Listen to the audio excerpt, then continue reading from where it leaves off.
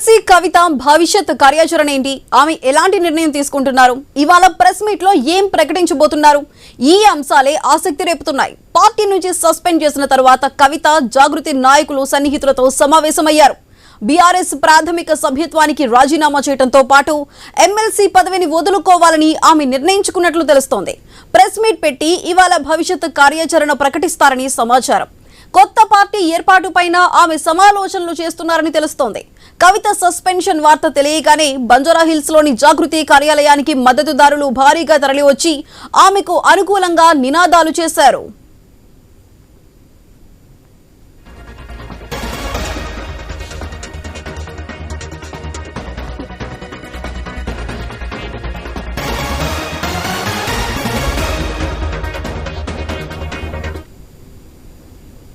తన కుమార్తె ఎమ్మెల్సీ కవితను పార్టీ నుంచి సస్పెండ్ చేస్తూ బీఆర్ఎస్ అధినేత కేసీఆర్ సంచలన నిర్ణయం తీసుకోవడంతో రాజకీయం ఆసక్తిగా మారింది. పార్టీకి నష్టం కలిగించే రీతిలో ఆమె వ్యవహరిస్తున్నారని బీఆర్ఎస్ ప్రకటించింది. ఇటీవలి కాలంలో ప్రవర్తిస్తున్న తీరుతెన్నులు కొనసాగిస్తున్న పార్టీ వ్యతిరేక కార్యకలాపాలు నష్టం కలిగించే రీతిలో ఉన్నందున అధిష్టానం ఈ విషయాన్ని తీవ్రంగా పరిగణించిందని ఆ పార్టీ ప్రధాన కార్యదర్శులు సోమ భరత్ కుమార్, టి రవీందర్రావు సంతకాలతో అధికారిక ప్రకటన వెలువడింది. కవితను సస్పెండ్ చేస్తూ కేసీఆర్ తీసుకున్న నిర్ణయాన్ని బీఆర్ఎస్ నేతలు స్వాగతించారు. ఇప్పుడు కవిత దారేటు అనేది ఆసక్తికరంగా మారింది. అయితే దీనికి సంబంధించి మరింత సమాచారం మా ఇన్పుట్ ఎడిటర్ శ్రీకాంత్ అందిస్తారు. శ్రీకాంత్, చెప్పండి. Sudha, good morning. కవిత దారేటు అన్నది ఇప్పుడు మరి కాసేపట్లోనే తేలబోతోంది. సో కవిత కొత్త పార్టీ పెట్టబోతున్నారా, ఎమ్మెల్సీ పదవికి రాజీనామా చేయబోతున్నారంటే ఖచ్చితంగా మనకున్నటువంటి సమాచారం ప్రకారం నైతిక బాధ్యత వహిస్తూ పార్టీ ఇచ్చినటువంటి పదవిలో ఉండేటువంటి పరిస్థితి మాత్రం లేదు. సో ఖచ్చితంగా ఎమ్మెల్సీ పదవికి రాజీనామా చేసి పార్టీ ప్రకటన చేస్తుందా, లేదంటే జాగృతితోటే పోరాడుతుందా, తండ్రి పేరు పైన రాజకీయాలు చేయబోతుందా, ఇవన్నీ మాత్రం ప్రస్తుతానికి ఒక చర్చ మాత్రం నడుస్తుంది. బట్ ఏదేమైనా కానీ కవితను సస్పెండ్ చేసిన తర్వాత బీఆర్ఎస్ పార్టీలో కూడా రకరకాల వాదనలు వినిపిస్తున్నాయి. కవిత దిష్టిబొమ్మలు కూడా తగలబెడుతున్నారు. కాళేశ్వరం ప్రాజెక్టు పైన కేసీఆర్ కు సిబిఐ నోటీసులు ఇస్తే ఆ నోటీసులకు కనీసం తిరగబడదా, రాష్ట్రం అగ్నిగుండం కావాలి, బంద్ కాలు పిలుపునీయరా అంటూ తండ్రికి మద్దతుగా మాట్లాడుతూ పార్టీలో ఉన్నటువంటి హరీష్ రావును, at the same time Santosh రావును చాలా తీవ్రంగా విమర్శిస్తూ అవినీతి మరకలు వాళ్ళే అవినీతి చేశారని చెప్పి మాట్లాడినటువంటి కవిత పైన బీఆర్ఎస్ పార్టీ గట్టిగా వేటు వేసింది. సో ఇట్లాంటి నేపథ్యంలో పార్టీని సస్పెండ్ చేసిన తర్వాత కవిత నిర్ణయం ఎట్లా ఉండబోతోంది ఏంటి అనేది మాత్రం ప్రస్తుతానికి ఒక సీరియస్ చర్చ మాత్రం రాజకీయ వర్గాల్లో నడుస్తోంది.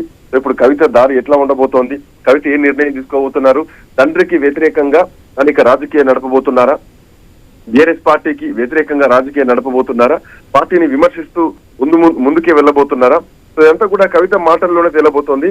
అయితే ఇక నుంచి కవిత మాట్లాడే ప్రతి మాట కూడా ఒక తూట లాగానే పేలబోతుంది. ఎందుకంటే పార్టీలో జరిగినటువంటి అవినీతి, తండ్రిని ఇట్లా ఎవరెవరు మోసం చేస్తున్నారు, ఇవన్నీ కూడా ప్రధానమైనటువంటి అంశాలే ఇక నుంచి మారబోతున్నాయి.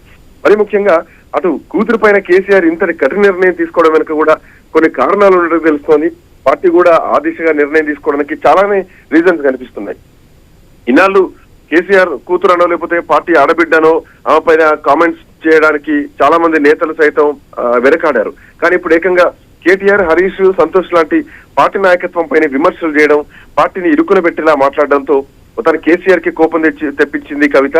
అంతేకాదు కాళేశ్వరం విషయంలోనూ ఆమె టంగ్ స్లిప్ అయింది, పార్టీని ఇబ్బందుల్లోకి నెట్టింది. ఒకవైపు స్థానిక సంస్థల ఎన్నికలు ఉన్నాయి, ఇంకొక వైపు జూబ్లీహిల్స్ బై ఎలక్షన్స్ ఉన్నాయి. ఇప్పుడు పార్టీ ఇప్పుడిప్పుడే గ్రౌండ్ లో స్ట్రాంగ్ అవుతోంది. కాంగ్రెస్ పార్టీని ఢీ కొడుతూ ప్రజల్లో కేసీఆర్ సెంటిమెంట్ రేకెత్తిస్తూ గెలుపు దిశగా కొంత ఊహాగానాలు కనిపిస్తున్నటువంటి క్రమంలో పార్టీని ఇబ్బందులకు నెట్టింది. అంతా హరీష్ రావు, సంతోష్ రావే చేస్తారని, వాళ్ళ వల్లే కేసీఆర్ కి అవినీతి మరకలు అంటుకున్నాయంటూ చాలా తీవ్రమైనటువంటి వ్యాఖ్యలు చేసింది.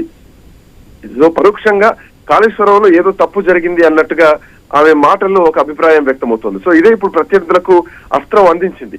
అవినీతి సొమ్ము కేసీఆర్ దగ్గర ఉంది, పార్టీ ఫండ్ ఉంది, ఎందుకు ఇన్ని వందల కోట్లు పార్టీ ఫండ్ ఎట్లా ఉంటుంది, దేశంలోనే టాప్ 5 లో ఉన్నటువంటి పార్టీల్లో బీజేపీ, కాంగ్రెస్ తర్వాత అంతటి 3-4వ స్థానంలో బీఆర్ఎస్ పార్టీ ఉండడం ఎంతవరకు అని ఇప్పుడు సిబిఐ విచారణలో కూడా తెలియబోతోంది. అయితే ఒకే ఒక కేసీఆర్ తప్ప ఇన్నాళ్ళు బీఆర్ఎస్ లో రాజకీయాల్లో వినిపిస్తున్నటువంటి కవిత విషయం ఇప్పుడు ఇప్పుడు ఏం జరగబోతోంది? ఒంటరిగా కవిత పోరాటానికి సిద్ధమైందా? కవితకు అంత క్యాడర్ ఉందా? ఈ అంశాలు కూడా బయటకు రావాలి. కేసీఆర్ దేవుడే, ఆయన చుట్టూ దయ్యాలున్నాయంటూ చేసిన వ్యాఖ్యలు ఇక్కడి దాకా తీసుకొచ్చినాయి. కేసీఆర్ ను మినహాయించి ఆమె అందరినీ టార్గెట్ చేస్తోంది. సో గులాబీ పార్టీని మొత్తాన్ని కూడా ఇరకాటంలో పెట్టింది. బట్ ఇప్పుడు అదే కేసీఆర్ ఆమెను పార్టీ నుంచి బయటకు పంపించింది. మరోవైపు తెలంగాణ జాగృతిని స్థాపించి, సింగరేణి జాగృతిని స్థాపించి అక్కడ కూడా కమిటీ లేచింది. సో ఇక పార్టీ పెట్టే ఆలోచనలో కవిత ఉన్నట్టుగా తెలుస్తోంది. అయితే పార్టీ పెడితే కవిత వెంట ఎవరుంటారు, ఎవరు వస్తారు, అంత బలమైన నాయకత్వం కవితకుందా, లేదంటే కొంత టైం తీసుకుంటారా అన్నది మాత్రం చూడాలి Sudha. Right Srikanth, thank you. Siddipet జిల్లాలో యూరియా కోసం రైతులు పడుతున్న